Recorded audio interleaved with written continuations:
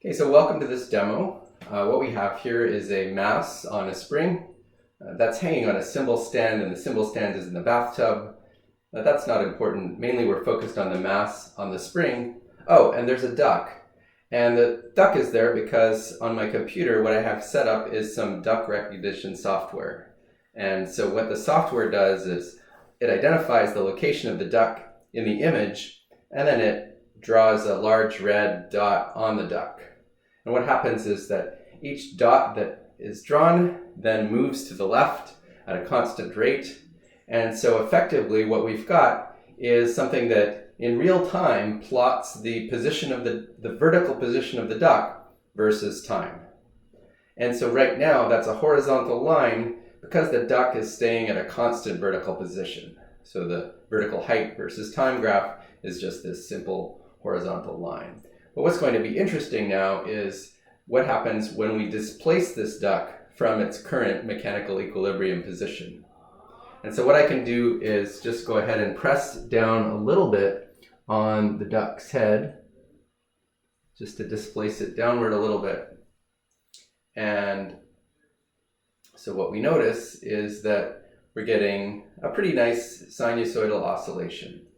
And so as a function of time, that thing is now a sine or a cosine function.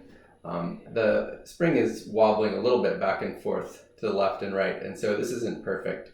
But you get the idea of how the vertical up and down motion of the duck in the simple harmonic motion is then translating to a sinusoidal function of time.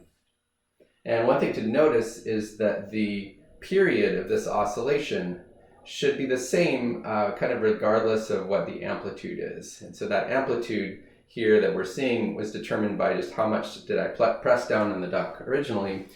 We could try a little bit larger of an oscillation. So if I carefully pull down a little bit more than before, and let's just kind of try to get it moving up and down as much as possible. There we go.